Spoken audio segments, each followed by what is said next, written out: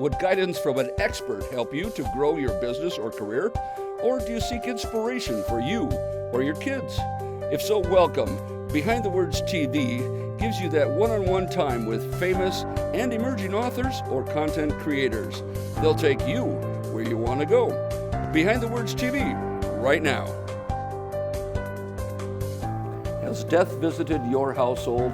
Are you or your family or somebody you know currently involved in a grief situation due to a loss of a loved one? Well, if so, you'll really want to pay attention to today's episode here on Behind the Words TV, because we're visiting with a grief author specialist. Hi, I'm Paul Madsen, host of the program and founder of GrowMedia.com. And with me today is Sharon Zehnder. Sharon, welcome to the show. It's great to be here, Paul. Sharon, I'm going to jump right in. I would like you to tell us, who is your book for? First of all, let's talk about what the book is. CrossWords for Grief, God's Truths for Encouragement and Hope. Tell us, Sharon, who is this book for? Who's going to benefit from reading it? Paul, anybody that's grieving. And, nowadays grief, it was primarily for grief through death, but there's all kinds of other griefs that we're going through with the pandemic, losses in life, so all of those would apply. You're telling me that there's more grief than just grief that a family has when they lose a loved one. Yes. There are other kinds of grief through, Yes. What's another example of something that would cause someone grief? The loss of a job, a divorce, a handicapped child, the pandemic. All sorts. It's huge. The pandemic is causing a lot of grief. Yes. I'll agree with you on that. Yes. I'll agree with you on all of those things. Grief is pervasive, and I guess why? Why did you write a book about grief? I mean, that's a kind of an obtuse topic. We don't really have think about it every day. But why did you write the book, Sharon? Well, the book came about because I was completing my master's degree. I had a final project, and I didn't know what to do. And I was so thankful. The Lord just laid it on my heart as I was waking up one day. He gave me the concept, the idea, the name, and so I wrote it then, and I knew at the time He gave it to me as something to be published. That took a little years later, but we got there. You got there, so, yes. Yeah. Well, the Lord gave it to you in your heart, and you ran with it. That's Yes. wonderful. What's your background, Sharon? What qualifies you to write this book? Well, my background, as far as education, I have a bachelor's of science and family services. I went on to get my master's of arts and liberal studies. There's a concentration in church and community. But the grief part in particular, I have worked at Heafy Mortuary, Heafy, Hoffman, Dwork, and Cutler Mortuary here in Omaha for 22 years. Very good. It's family-owned In what mortuary. role have you been on that? I'm the aftercare director. It's a part-time position, but I follow up with families, especially those who have lost a spouse, and run our support groups, and also just make sure families know there's resources of support for them. And I'm very that's my aware of background. that service and that group, and it's a wonderful one. In fact, Yeah. CrossWords for Grief, Sharon Zehnder. You can get the book on Amazon or Barnes & Noble, wherever fine books are sold. Sharon, thanks for coming. Thank you.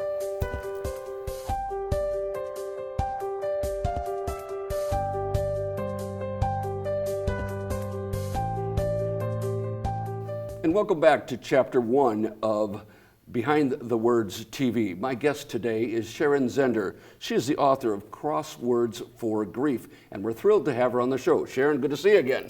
Thanks. So good to be here, Paul. Well, yes, thanks for coming by. Sharon is a specialist in grief and grief counseling. Sharon, where is it you work? I work at Heafy, Hoffman, Dwork, and Cutler Mortuary here in Omaha, a family-owned mortuary that has served families for over 135 years. Wow, what is your role at the mortuary? I am their aftercare director. I follow up with families, primarily spouses. After there has been a death, I'm available for other families as well, you know, that have used our services, and just make sure that they know there's grief resources in our city, and oversee the grief resources that we offer. You bet, you bet. Well, it sounds like did you say 22 years? Yes. That's a long run, and I'm sure you've seen lots of stories of tragedy and loss, and kind of a depressing job sometimes, but I know you bring a joy to it, right? I love what I do, Paul. You know, I've heard over the years people that do hospice, how can you do that? I don't do hospice. No. But I follow up with families after, for many of them, it's the hardest thing they're ever having to do. And I have all kinds of hope and access to things that can help them, and I love what I do. Well, you're a right fit for the job. You have a counselor's heart and a servant's heart, and I think it's perfect for what you do and what you do for them. The outgrowth of that is you created a book along the way. Yes, I did. Who is the book for? The book is for anyone who's grieving. It's primarily written connected with death, but as we know there's other griefs in our society, it will apply to a lot of different situations of grief, especially nowadays, the pandemic. There's a lot of fear and other things that can help with those situations. Lots of grief to go around out there. Yes, there is. But grief also applies to the idea of other kinds of loss, not just the loss of a loved one. Yes. Tell us a little bit more about that. Well, just navigating through the challenges of life. You know, grief is the unexpected. You think life is going to go a certain way, and you have a dream or thinking it's going to go a certain way, and it doesn't go the way you expect. So it brings challenges, because it's, like I said, the death especially can be the hardest thing somebody's ever walked through. And so one of my roles is just to of course, listen, you know, but it's also to give people resources. And, you know, when I talk with people one-on-one, because a lot of times I can schedule appointments, there's just some relevant truths I like to hit with them. Sure, you mentioned, and we'll get to that. I mean, when you're talking, I was reminded of the quote, and I do a little writing myself. Yes. A quote that says, life is what happens to you when you're making other plans. I mean, I've known people who are grieving due to loss, and isn't that kind of how it seems? I mean, we're just getting ready to do something as a couple or as a family, and all of a sudden, boom, what happens? Is their whole life upended then, or what do you see? Well, for sure, and you know, the book comes out of my faith background, because, you know, when life goes a direction we're not expecting it to go, if you don't have that faith foundation, I don't know how people do it. Yeah. You know? But in my own life, when I've walked through griefs and challenges, the basis for getting through those has always been God's word. You know, it's always going to God, and He tells us so much in His word that equips us for these challenges that we go through, so that we're not alone. Right. And there's help. Well, and that I don't know how people get through it without that either. I agree with you 100%. Speaking of getting through it, what are some of the tools, some of the resources, some of the concepts, I guess, that you bring when you're visiting with people one-on-one, or even in small groups after they've lost someone? Yeah.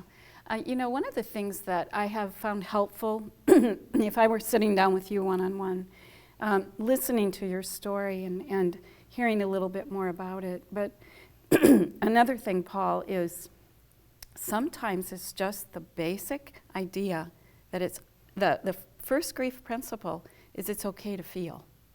Okay to feel.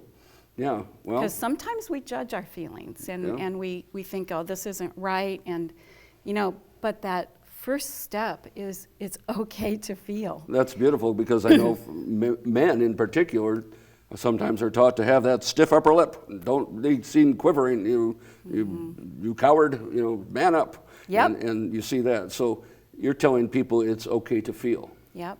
And I've put 3 words together that I kind of coined. You know, it's the 3 words are: you got to be real to feel to heal. Okay. And I talk about that in comparison to healthy grief versus unhealthy grief, because there's many ways to grieve. And what you do in grief may be very different from another person sitting next to you. And so many of them can be healthy, but there's also aspects of it that can be unhealthy. And when I talk about the being real to feel to heal, it's navigating through the feelings that you'll find the healing on the other side. So the real part is acknowledgement, yes, somewhat, and then the feel. Yep, it's okay to feel. It's okay to feel. That's the real part. Okay. And then it's navigating through those feelings. Now here's the challenge. When you love someone, it hurts. Yeah. Who wants to go through hurting? Yeah. Nobody does. No, yeah.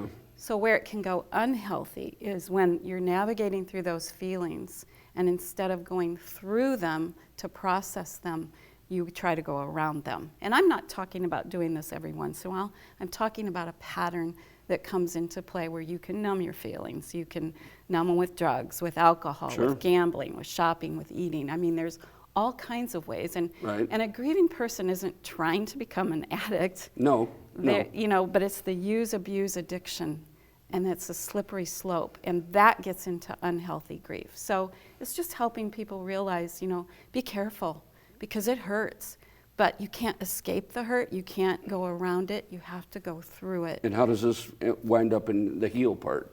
Well, the heal part is, you know, with every person, is finding the times that you let yourself feel it, then getting a break from it. Because I'm not saying Yeah. feel your pain 24/7. Right. That would be sick. Yeah, yeah. Who would want to do that? You don't want to be stuck in the grief that way. Yeah. That's too much stuckness, if that's That's a word. right. Yeah. That's right. So what else can people do to heal or get onto the healing phase? Well, it's letting yourself feel what you need to feel. You know, a lot of times it's the tears, Yeah. it's the emotions, it's saying this hurts, and it's okay to say it hurts, and acknowledging that and letting yourself feel through it. Then get a break from it. You know, Right. do something else that, you know, so that, you know, maybe you let yourself do that for 20 minutes. Sure. So it kind of gets those feelings out and an expression for them. Real, feel, heal. I think it's a good formula. It's not something that happens in a couple minutes on a TV show. No. It happens in a couple years, couple decades, who knows? It's a Yeah. long run. The book, Crossroads for Grief, by Sharon Zehnder. Sharon, I know briefly, it's not just some pie in the sky thing. You did your research for this book. Tell briefly us how you did the survey and things like that. I've read the book, and I enjoyed that part of it. Tell us briefly how you came up with the topics in here. Well, because it was a project for my master's, it was researched. And I went to Grieving People Anonymously with a survey asking them, you know, what could you use help with? What positive and negative words are you running into that you're stumbling with or that you want on your grief journey?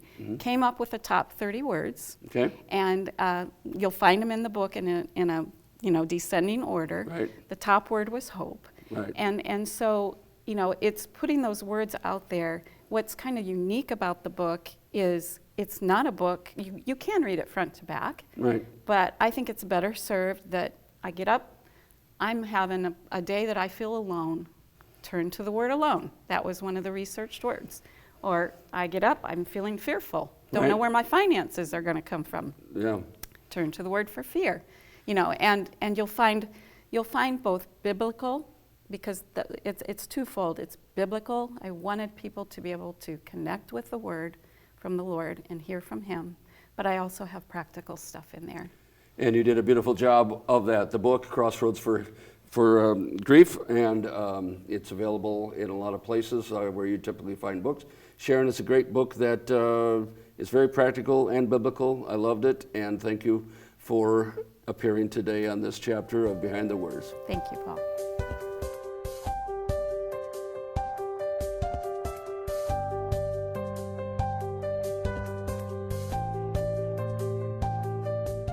Hello and welcome back to Chapter 2 of Behind the Words TV with Sharon Zehnder. I'm Paul Madsen, host of the program and the founder of growmedia.com. Sharon, good to see you. Welcome to the show. Thank you, Paul. And thanks for coming back for the Chapter 2 here. We're going to talk some more about your book, Crosswords for Grief. And I read the book and loved it. It's a book for who, Sharon? for anyone who's grieving. Anyone who's grieving. A lot of grief out there these days. There is. There is. All sorts of kind, especially focused, I think, on people who've lost someone. Yes. And that is your background, is that correct? Yes, I have a background in family services and got my master's and worked in this area of grief. Long time. You even have a day job doing it. What's that? I work as the aftercare director at Heafy, Hoffman, Dwork, and Cutler Mortuary here in Omaha. Help people come and process their grief, basically. Well, I meet with them to help them know resources to help them with their grief, and then we offer the support groups as well. Yeah, those support groups, I've heard about those, are a good offering for the community. And, Yeah. People don't know what to do, who to be, what to act like after they lose a loved one. And so I encourage people who've been through that to work with Sharon on that group. They meet once a month. My group that I work with as a facilitator is once a month. We have another counselor that works twice a month, and then we have a weekly, more social group. Okay, for great. those All who've sorts been of with us. opportunities there. Yeah. Well, we'll have that information at the end of the telecast here, and so you can know how to contact Sharon about that. So why did you write this book, Sharon? I just wanted people to, for me, knowing when I've walked through grief, the best help I've found is with the Lord. And so I wanted to put a devotional tool out there that would be both biblical but also practical. There's a lot of practical stuff in there to help people process through their feelings. What I loved about it is you brought in personal stories of Yes. family vacations or mom's pressure cooker or whatever, all sorts of real life stuff. This is not just pie in the sky. Yeah. And then you bring in the whole thing of the biblical, and not just, here's a Bible verse, but you talk about what it means and the context Yeah. of it. Mm-hmm. But yet it's not overly theological either. So No, I don't know didn't how you want did that. it, but it's a blend. Well, tell briefly how you broke up, how you came up with the chapter titles. I mean, we have hope, lonely, love, comfort, empty, strength, faith. These are words that people gave to you? Yes, they were researched words. It was part of my master's project, so it is well researched, and it's asking people who they themselves are grieving, what do you need help with? Well, and they responded with these 30 different 30 words. words. And as someone who's gone through grief, you have all that churning stuff in your head all the time and that noise. And so if I wake up in the morning and I'm landed on a word, what do I do with your book? You can turn to the word. If you're having a thought or an emotion, you can look at the different 30 words, and you can turn to whatever it is you're feeling or want to feel, and you're going to find some help from the Lord. I'm trying to just connect you. He's the one that is the source of help. Laid it on, yeah. And then there's practical stuff in there as well. Okay, wonderful. Well, I don't have to read the whole book. No, you don't. I could just pick out a segment in there, the one segment. Skip around and... Skip around? Yep. Okay, well, I have your permission from the author, all right. Well, although I did read the whole book, so so that was good. You mentioned practical things as far as what people can do, and your book talks about them, of course, too. I need to work out my grief. What do I do? I mean, how do I get to that point, Sharon? Yeah. They say your grief is work, or working on your grief. Grief's work. Grief is hard work. It sounds like a big job, and I'm sure it is. Yeah. I just wonder how to deal with that. What are some practical tools? Yeah. One of the things I talk about is educate yourself. It's helpful to educate yourself with anything you go through. So that's where picking up books that talk about grief, it's very important. And then when I'm just trying to help people be practical with their grief, I landed on what I call 4 outs. They're outs, okay. They're under the word heal in the book. Okay. And the 4 outs are: you talk it out, you cry it out, you write it out, and you work it out. And then in the book, I talk about each one in a very practical way. What does that look like? Do you want me to just let's start with a couple of them. Okay. When I talk about talk it out, the emphasis there is find what I call your safe people. Maybe you have 1 or 2 safe people that are like a gift of gold. And you talk about your loss with them. You talk about your loved one. You say their name. And this person they're good listeners, they care about you, and they're not trying to fix you. Yeah, that's a key, isn't it? Because Yeah. so often people try to fix them. I mean, I've heard of terrible stories where at a funeral where someone said to a new widow, like, at the funeral, "Don't worry, you're young. You'll find another husband." At the funeral, they're telling. Exactly. Anyway, that's not talking it out in a healthy way, is it? No. Anything else about talking it out? That's kind of the main point, that when I hit that one, it's just letting the importance of talking about it and Right. processing it. Well, I love your idea of the safe person, Yeah. someone you trust, someone who can handle it and really Yep. be your friend in that situation. What's the next out? The next one is cry it out. And under that one, the principle there isn't how much you cry or how often. Okay. That's going to vary. Yeah. People vary on that. The importance is if you need to cry, you're okay to cry. Yeah. Because you can feel those emotions. Yeah. And God gave us tear ducts for a reason. Yeah. And there's some great things in the book, about this under the tears word and other segments where I just talk about, and it goes back to what I mentioned earlier. It's okay to feel. And if you don't get that stuff out, getting it out is healthy. If it goes in, it's unhealthy. Right, That creates right. stress. Yeah. So getting it out is just making it healthy for you. And there's Kind of like that pressure cooker release. Tell briefly about that. Yeah, it's like I grew up on a farm, and my mom had a pressure cooker. I helped her with canning. And oh my goodness, I was so scared of that pressure cooker. I mean, you know what I'm talking about. And the audience knows what I'm talking about. If you've been around those old pressure cookers, not the current ones. They've got the release valve, right? Yeah, and they do. They have a release valve. And if you don't get that release valve turned or get that thing off the stove, you're going to have an explosion in your kitchen. And so that's what you're talking about, cry it out. Yeah. Have a release. Yep. What's the next out?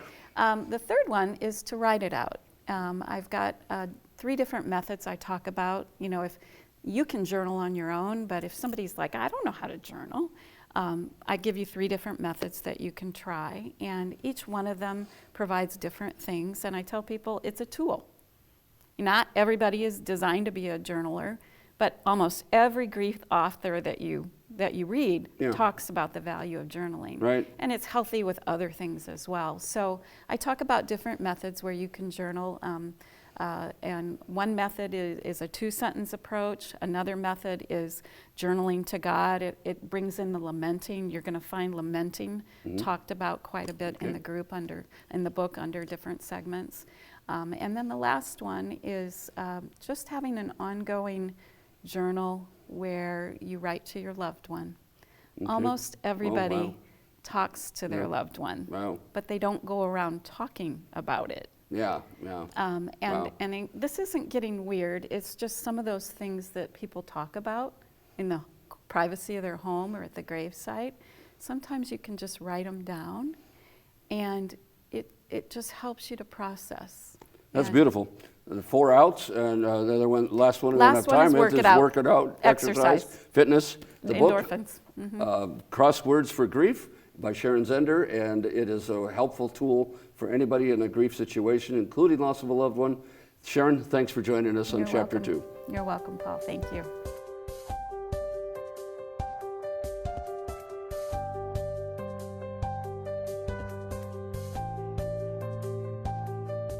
Hi, I'm Paul Madsen of growmedia.com, and I'm here to talk to you about death, grief, and dying because Sharon Zehnder, author of CrossWords for Grief, is in the house today. Sharon, welcome.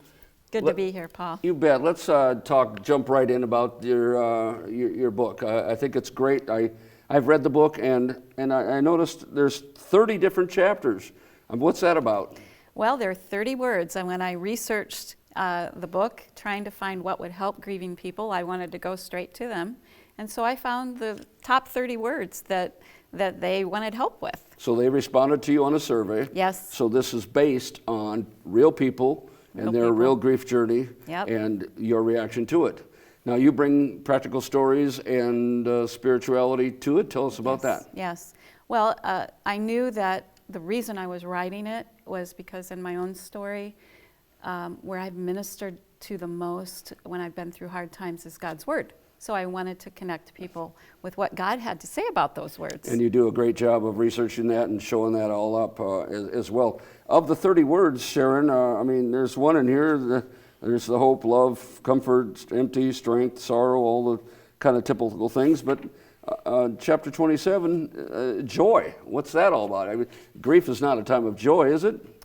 Well, as you can imagine, and I know you've walked through this, anyone has, when they go through grief, you feel like you're never going to have joy again. And so my job is all about hope. And my job is all about helping people find that hope, through the Lord. And the chapter on joy, I used the scripture from Hebrews 12, verse 2, fixing our eyes on Jesus, the author and perfecter of faith, who for the joy set before him endured the cross. And I look at the Greek word there, and it allows for that the joy that was before him was you and me. Wow. When you can put yourself in that picture. And so I think one of the things is helping people find their joy is helping them to acknowledge it's okay to feel, it's okay to acknowledge the hurt, but look for the good thing that the Lord is doing in the midst of the pain. Wow. And so often that can just be, watching for those things that you can be thankful for. I talk about this with the two sentences. We have to be grateful even in loss, I'm hearing. Sharon, your book ends with a powerful paragraph. Would you share that with us? Sure. I end with this in the conclusion. Although at times we may feel like we will never navigate through the pain of loss, God reminds us, never will I leave you, never will I forsake you, in Hebrews 13, verse 5. He's given us everything we need in life through his promised Holy Spirit and his inspired word. No one can comfort the way God does. Profound words that are wrapping up the book, CrossWords for Grief. Sharon Zehnder, check it out. It's worthwhile in this day and age of tremendous grief and of loss. Sharon, thank you so much. Well, thank you for having me, Paul.